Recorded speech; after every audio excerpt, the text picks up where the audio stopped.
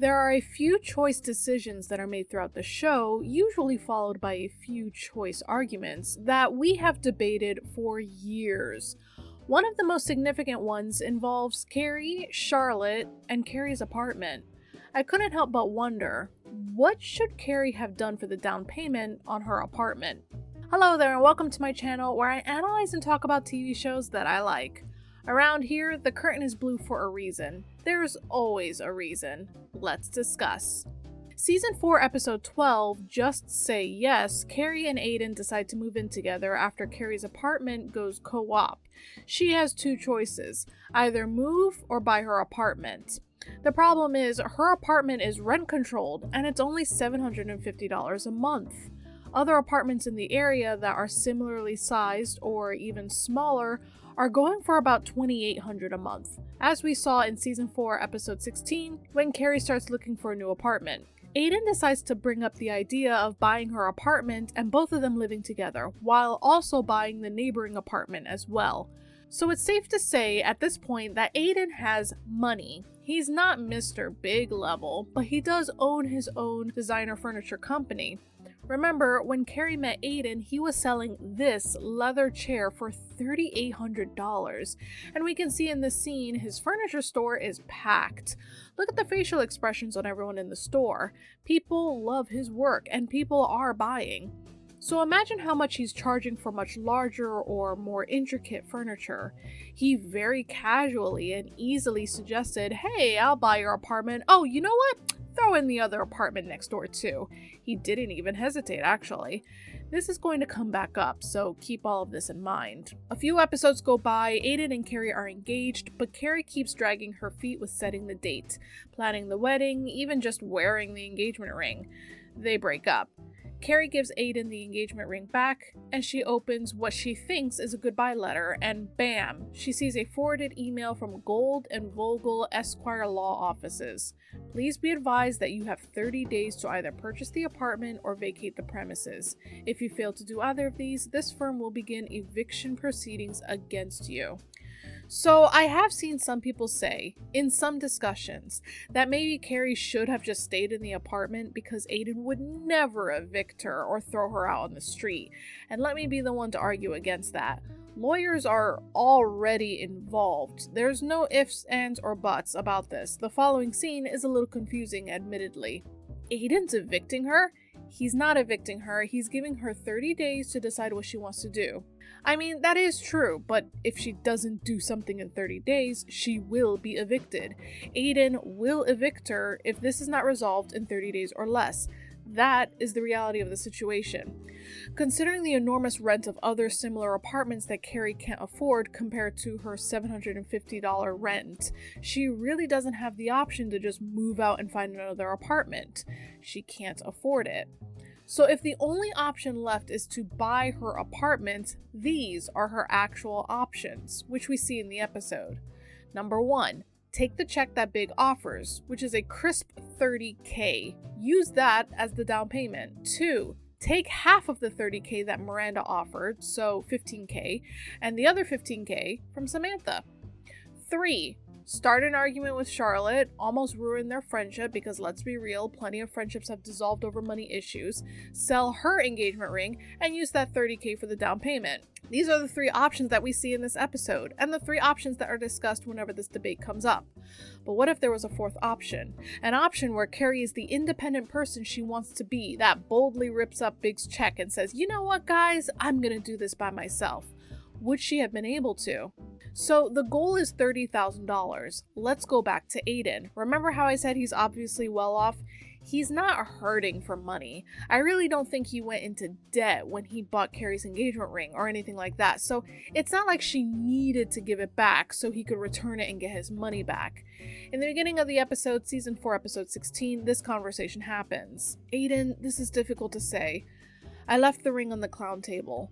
"That's yours." No, I should never have accepted it in the first place. I'm sorry. Please take the ring. "I want you to have it. Please take it." Now, this episode aired in 2002, but something interesting concerning engagement rings happened the previous year. Marshall versus Casano, 2001, New York. A fiancé breaks off an engagement. Does the ring get returned? It depends on the state you're in, but a decision was actually made for the state of New York in 2001. John Marshall, while still married to his wife, decided to give another woman, Dolores Casano, an $8,000 engagement ring. Dolores promised to marry John if and when he divorced his wife. John did eventually divorce his wife, but shortly afterwards, he broke off his engagement with Dolores. Dolores ended up getting an order of protection against John to prevent him from coming near her, and he decided to file a suit to get all of his clothes and furnishings that he left at her house, as well as the engagement ring. The judge decided that he should get his clothes and furnishings back, but not the engagement ring. Engagement rings are usually seen in most states as a conditional gift. The terms are basically, I give you this ring if we get married. If we don't get married, you don't get the ring. But it gets a little more complicated than that. Quote, in New York, it is clear that an engagement ring is a conditional gift, and where that condition, i.e. the parties' contemplated marriage, is not fulfilled, the gift is revoked and the ring must be returned. See Marshall versus Casano 2001. Quoting Lowe versus Quinn 1971. It is well settled that an engagement ring is in the nature of a pledge for the contract of marriage, and upon the breaking of the engagement, the recipient is required, upon demand, to return the ring on the theory that it constituted a conditional gift. And there's the important part. Upon demand. There have been many couples that broke up and the ex-fiancé insisted that the ring shouldn't be returned, that it was a gift, that he doesn't ever want to look at it again. However, if he were to demand it back and it wasn't returned, yes, he could absolutely turn it into a court case and he'd most likely get the ring back. Why is all of this important? Aiden insisted Carrie kept the ring. He said it twice. Would it have been tacky of Carrie to keep the ring and sell it, even though it was her that didn't want to get married and she shouldn't have said yes in the first place? Yeah, probably. But isn't it also tacky to leave legal papers and an eviction notice with just 30 days to figure everything out? Aiden was well aware that Carrie could not afford that apartment. Why don't you just buy the place? I just charged tomatoes. I'm not in a position to buy this apartment. A few weeks later, they break up. She didn't hit the lottery all of a sudden. Her financial situation is still the same. 30 days to come up with $30,000 is absolutely insane. And we can go back and forth all day long about Carrie's bad financial decisions, but $30,000 is still a lot of money. So from my point of view, she needs all the help she can get. I did a little digging, and that engagement ring that Aiden gave Carrie is a 3-carat Asher cut diamond from Harry Winston. I went ahead and looked at their engagement rings that they have on their website and even sent an inquiry for pricing. I also looked up some vintage Harry Winston rings, some that sold in auctions, and I even browsed forums where people are asking about how much they should budget if they want a Harry Winston engagement ring. Long story short, we are looking at a bare minimum of $50,000 in the year 2026. Now, how much would that be in 2001 when the episode aired? We can use online inflation calculators to estimate that Aiden spent about $27,000 on the ring.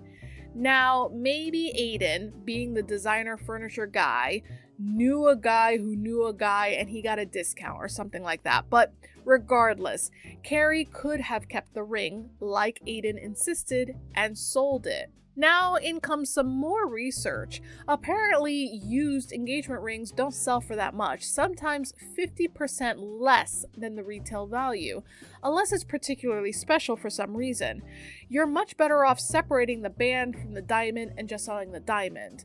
The diamond then gets placed in a new ring and sold. Natural diamonds will always retain their value, but this ring is more about the brand, the label. Harry Winston rings only use rare diamonds selected from the top color, D, E, and F, and top clarity grades set in platinum. It is definitely possible that Carrie could have found someone to buy her ring at a small discount, because surely someone is out there that wants a Harry Winston ring, but for a little cheaper. Could she have done it in 30 days? Unsure. So let's just say Carrie didn't get the full amount back from the ring. Let's say she only got 50% back, so $13,500. Let's round up to $14,000. Hey, That's basically Miranda's half that she offered up. While doing all of this research on vintage jewelry and vintage labels, I stumbled upon quite a few listings. Vintage Manolo Blahniks, Dior, Chanel, Chew. The lady at the bank said I was an undesirable candidate for a loan. Where did all my money go? At $400 a pop? How many of these do you have? 50? Try 100. Well, there's your down payment. So I went digging for vintage Manolo Blahniks, and what do you know? Those shoes, if they're properly taken care of, don't really lose their value. In fact, there are a lot of people that actually invest in designer labels, not just shoes, handbags, jewelry, watches, and these items retain their value. Now, it is true that there's been a sort of renaissance with Sex and the City, and a lot of advertisements for vintage Manolo Blahniks will specifically mention Carrie, so maybe there is a slight increase in price for people to wear what Carrie wore, but that still means there are plenty of $400 to $600 vintage Manolo Blahniks on the market, not even to mention Dior, Chanel, and all the other labels that Carrie has. If she took half of her shoes and resold them, even at a small discount, let's say $300 a pop, so that she could sell them even faster in that 30-day timeline, guess what? That's $300 times 50 pairs, and that's $15K right there. That's the other half. Now, one could argue that she should just sell all 100 pairs of her shoes, but I do understand that she is a socialite, she networks, she gathers information for her column, and a lot of her brand is from other people knowing about her, going out of their way to read her column. She is a minor celebrity in New York City, so keeping at least half of her collection so she has a nice variety to wear when she goes out, and so she can stay fashionable, is completely understandable. And there you go, there's the fourth option. Keep the ring that Aiden insisted she keeps, sell it, and sell about half of her shoe collection. This isn't even me getting into her clothes selection, because she also has huge labels in her closet, some stuff from the 80s, that tons of people would pay a pretty dime for. Just for curiosity's sake, by the way, I looked up that Dior newspaper dress that so many people love, and apparently the one that Sarah Jessica Parker actually wore is available online for a measly $245,000. I don't know why 23 people have it in their carts. The delusion is working overtime, but I just thought that was interesting. Carrie, of course, would not get $245K from that dress, but there is and was a market for these labels, and she could have sold some of her dresses. That's my recommended solution, but okay, fine. Maybe I'm being too analytical, and my theory hat is cutting off my circulation to my brain. Fine. Of the three options stated before, which should she have taken? Let's be serious, it's not even a question. She should have taken Big's money. Miranda immediately says after Carrie showed the girls the check, Big offered me the money for my down payment, but I could never take it. Could I? No, you couldn't. He just gave you $30,000? Take the money! When a man gives you money, you give him control.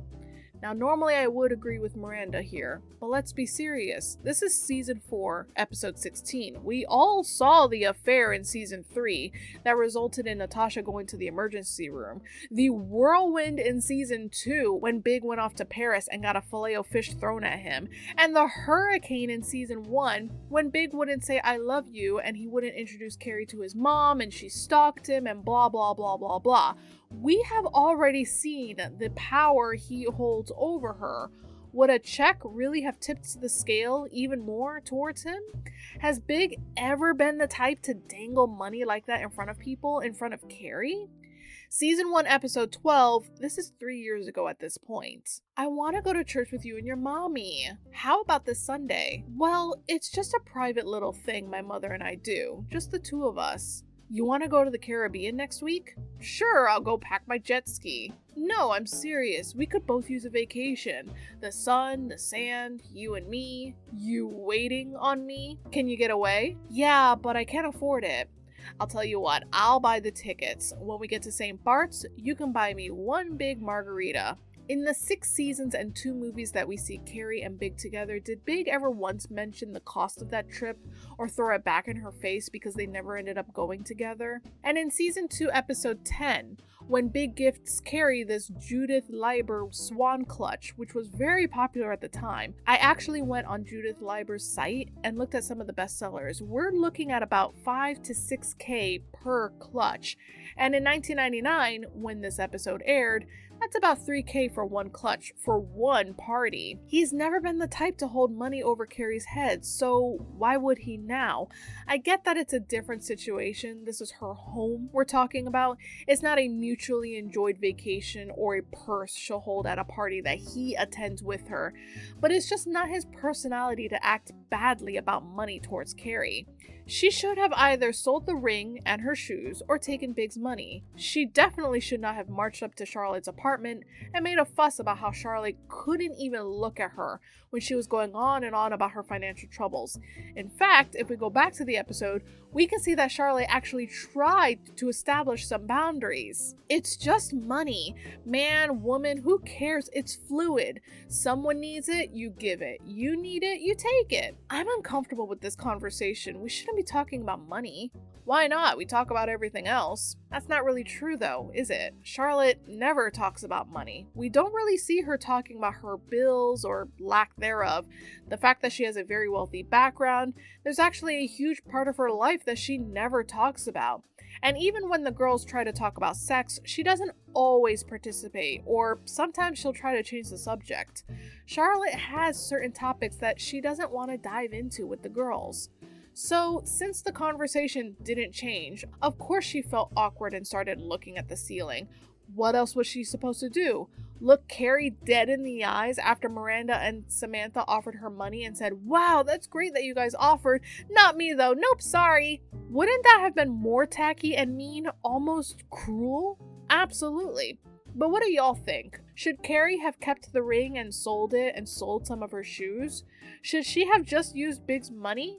Would Big actually have more power over her? Let me know in the comments, and if you have a suggestion for the next video, feel free to leave that in the comments as well. Thanks so much for watching. See y'all next time.